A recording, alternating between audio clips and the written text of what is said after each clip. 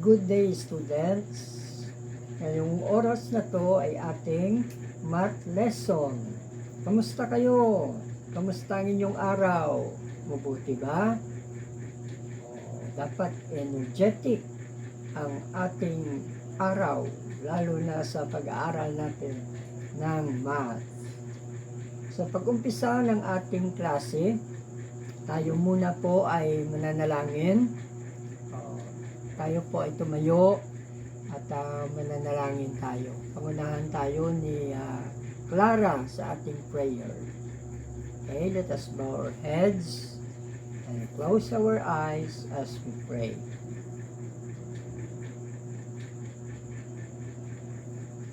Amen. Okay. Mayroon bang absent sa atin ngayon? Wala. Very good. Sa makatwid, kumpleto ang ating attendance ngayon. Okay. Sa ating klase, may mga rules tayo. Ang una ay huwag kalimutang magtanong. Always be ready to ask questions. Kasi yung nagtatanong nagpapahiwatig yan na interesado siya sa kanyang pinag-aaralan.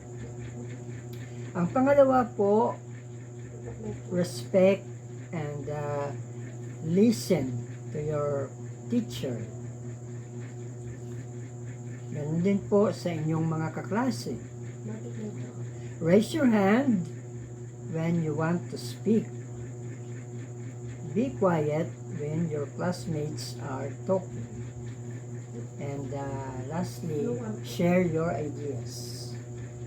So, always remember our class rules. Kasi ito ang magiging guide natin sa ating klase. No? Last meeting, ano nga ang lesson natin last meeting? Okay, Jan. Anong lesson natin last meeting? Tama. Ang ating lesson last meeting is how to recognize when two quantities are in direct proportion. So ngayon, may bago naman tayong lesson. No? So before tayo mag-lesson, makikinig muna tayo ng isang awitin.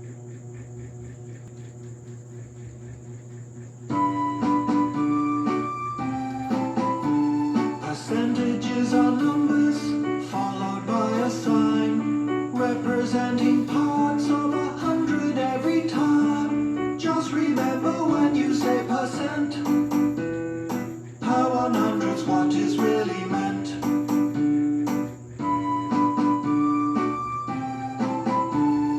Move a point 2 places to the left and you will convert them to a number called a decimal.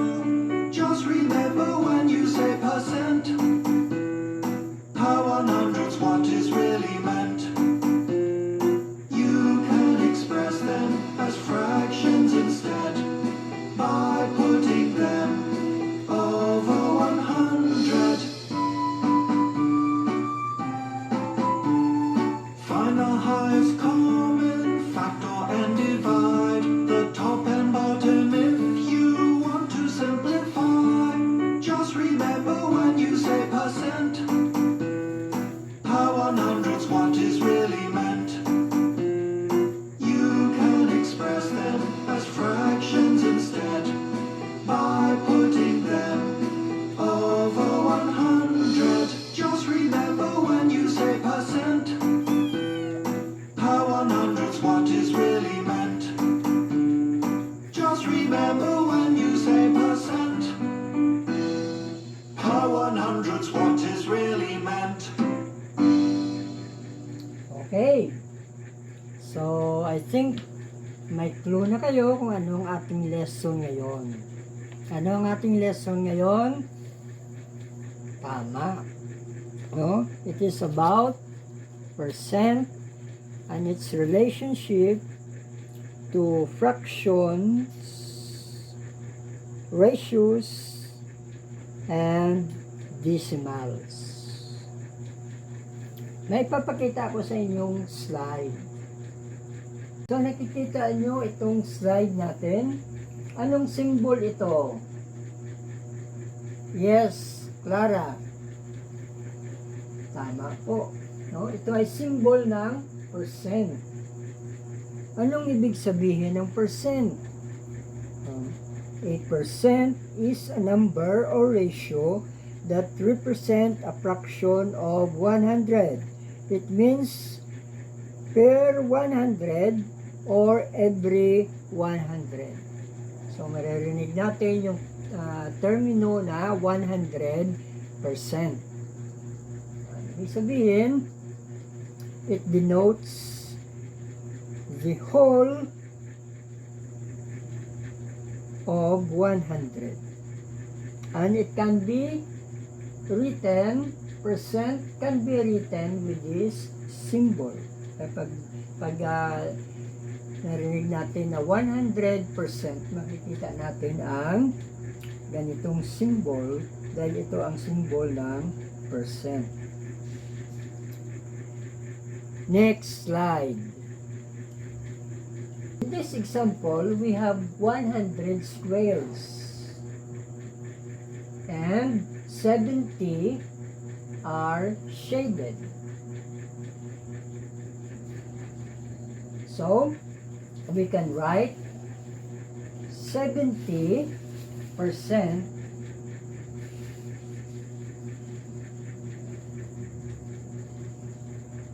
or 70 over 100. Paano natin babasahin ito? 70%. Pakiulit nga, paano natin babasahin ito? 70%. Next is fraction. When we say fraction, it is the part of a whole. Parte siya ng pangkabuuhan. In this situation, we have 100 squares and 70 shaded parts. That 100, ang 100 ay ang ating denominator at ang 70, which is the shaded part, will be our numerator. Paano natin isusulat? So, magiging ganito siya. Sa fraction, 70 over 100. So, paano natin ito babasahin? 70 over 100. Moving on, ratio naman po ang ating pag-aaralan. Ano naman ang ratio? Ang ratio is comparing of quantities. Sa ganitong halimbawa, we have 100 equal parts and 70 shaded parts. Ang 100 will be our whole ratio or our consequent. And the 70 shaded part will be our part ratio or our antecedent. It can be written like this. 70 is to 100. Paano ito babasahin? 70 is to 100. A decimal is also part of the whole. So in this example, we have 70 shaded parts in 100%.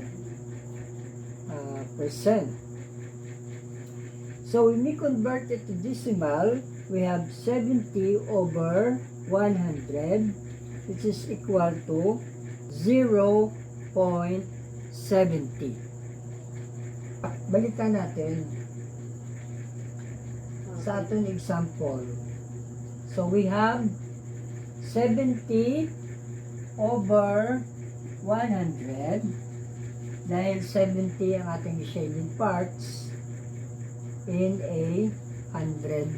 parts. So 70 over 100, which is equal to 70%. Sa ratio naman, 70 is to 100, while sa decimal, ang kalalabasan niya ay 0.70. So ano po ang inyong nakikitang relationship pagdating sa percent, ratio, and decimal? Makikita po natin na ang percent ay pwede mo siyang isulat sa ratio at ganun din sa decimal. So in this example, ano po ang masasabi ninyo tungkol sa percent? Ang percent ay pwede mo siyang maisulat sa fraction, sa ratio, at ganun din sa decimal. So repeat after me. Percent can be written in fraction, ratio, and decimal. O sinong makakaulit? O sige dyan. O, tama. O, ang percent ay pwedeng maisulat sa fraction, sa ratio, at sa decimal.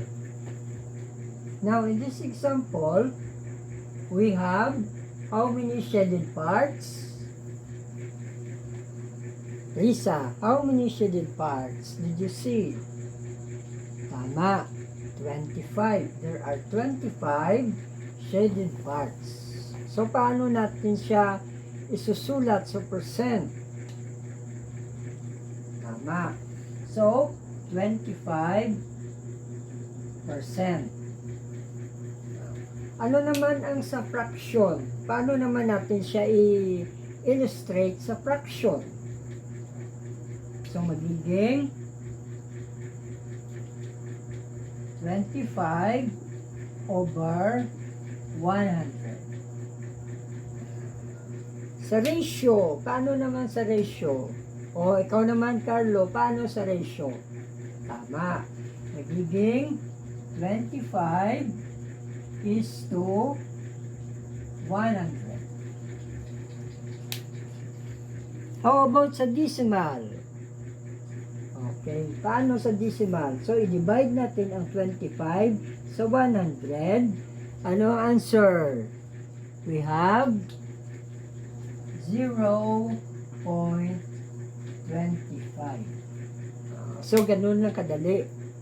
So, meron kayong question regarding sa pagsulat ng percent sa fraction, sa ratio, at sa decimal. Okay. So, I hope that you understand our lesson.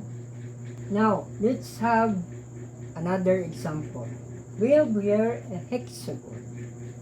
A hexagon has how many sides? So, let us count. 1, 2, 3, 4, 5, 6.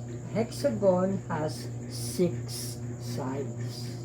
So, how many sides? Ilan ang sides niya na shaded? Bibilangin natin yung shaded part ng ating hexagon. 1, 2, 3. So, how do we express that in percent?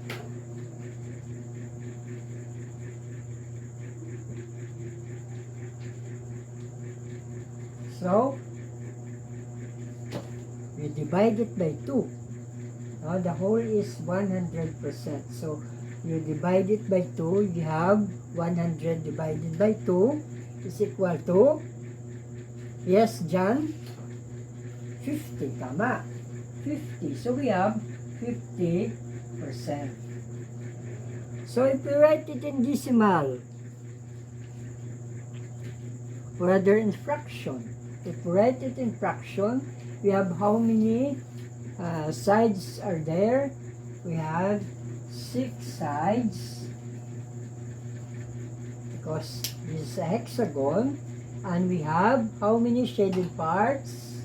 Yes, we have 3 shaded parts. And this can be reduced into lowest term, which is 1/2. Okay? Now, if we express this, no, kung halimbawa, gagawin naman natin siyang ratio. So, magiging 3 is to, how many sides are there in all? 6, tama. 3 is to 6. Or, it is also equal to 1 is to 2. No, dahil 1/2 din siya. Oh.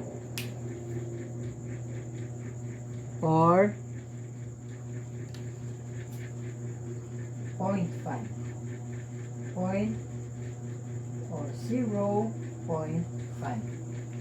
Or if we convert that to percent is 50%, or over 100.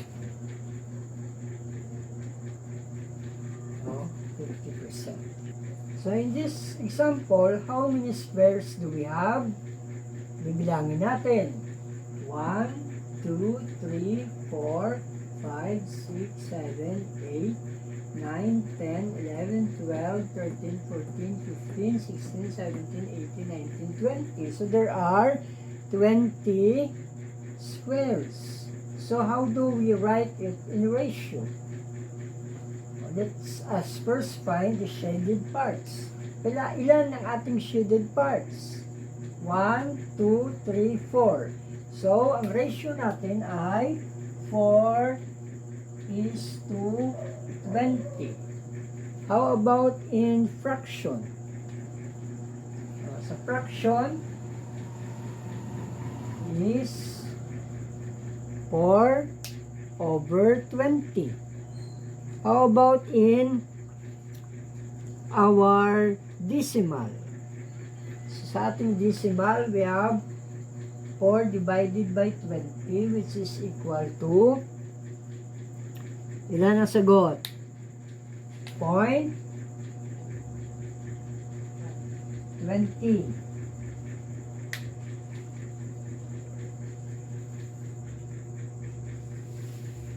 Or, this is equal to 20%. So, dito makikita natin ang relationship, no, ng pinag-aaralan natin. No, ang percent ay pwede siyang isulat sa decimal, pwede sa ratio, sa fraction, at sa ratio. Now, in this example, let us complete the table. Okay, we have one shaded part to a 4 parts. So the ratio is 1 is to 4. In fraction, we will write it as 1 over 4. Now in percent, we have to multiply 1 divided by 4, which is equal to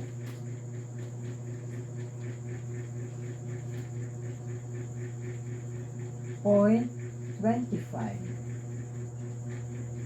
So 0.25 over 100. So we have 25%. So in decimal, we have 0.25. Okay. So next naman natin na example. So our next example, how many shaded parts? 1, 2, 3, 4, 5, 6. How many parts we have in the whole? We have 10. So our ratio is 6:10. In fraction, we have 6/10.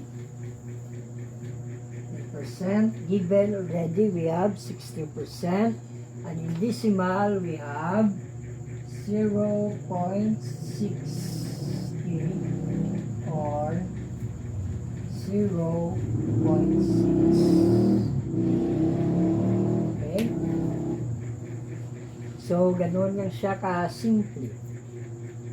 Now, to recap our lesson, so class, what is the relationship of percent to ratio, fraction, and decimal?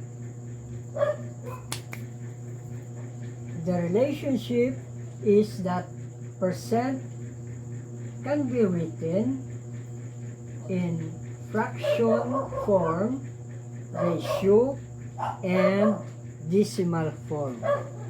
Sige, pakiulit po. Ano yung relationship ng percent sa fraction, ratio, and decimal? O, ikaw naman, Carlo, anong relationship ng fraction sa ng percent sa fraction, ratio, and decimal? Tama. Ang percent ay pwedeng isulat sa fraction form, ratio, and decimal form. What is our formula in getting percentage? Anong formula natin para makuha natin ang percent? We have parts over whole. So, what is our formula in getting percent? So, we have parts divided by the whole times 100. Now, let's have a drill. Kuha kayo ng notebook saka ballpen at answeran natin ang ating example. Makikita ninyo sa ating TV screen. Okay, nandiyan lang yung notebook at papel at ballpen. Now, question number 1 natin is, what is the decimal form in this model? Anong hinahanap? Yung decimal form in this model. So, paano natin kukunin yon? Diba? So, hanapin lang natin ang kabuuan ng ating squares. So, ang kabuuan ng ating squares ay ilan? O, nabilang nyo na ba? Okay, tama. 100. So, how many shaded parts? Yes, John. Bilangin natin. Ilan ang shaded parts? 4, tama. 4 ang ating shaded part. So, 4 over 100. So, if we divide 4 by 100, we have 0.40. So, yan ang sagot sa decimal. No? 0.40. Now, question number 2. What is the ratio of this model? Ratio naman yung hinahanap. Kanina ang hinahanap ay decimal. Ngayon, ratio naman. No? So, sa ratio, madali lang hanapin. Di ba? Hanapin lang ang kabuuan na number of squares at kung ilan yung shaded part. So, ilan ang shaded part natin? Tama, 4. So, 4 shaded part is to ilan ang kabuuan? O ilang lahat ang circles natin na inyong binilang? Tama, 100. So, ang ating ratio ay 4:100. So, nakuha ninyo? Oh, madali lang. Oh, gusto niyo pa ba ng isang example?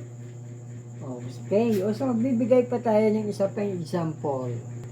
Now, sa ganito namang model natin, ang hahanapin naman natin ay fraction form. Now, what is the fraction form of this model? So, bibilangin natin kung ilang lahat ang squares. Okay. So, nabilang mo na ba? Oh, bilis na naman magbilang. Okay, there are 100 squares. So, ilan naman ang shaded part?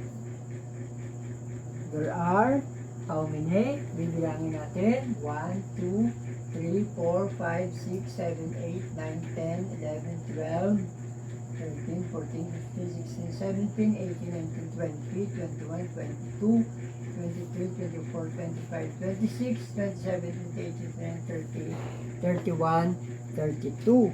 So there are 32 shaded portion. So what is the fraction form? So we have, ilan nga ang kabuuan ng ating squares? 100. How many shaded part o shaded portion ang inyo na bilang? There are how many? Tama, 32. So ang ating fraction form ay 32 over 100. So, ang sunod na question is, what is the percentage? So, ilang percent ang shaded portion natin? So, ang sagot dyan ay bibilangin na natin kung ilan ang shaded portion at yan ang ating percentage. So, many squares ang shaded. In this example, we have 32. So, the answer is 32 over 100, which is equal to, anong formula natin ng percent? Shaded part over whole times 100.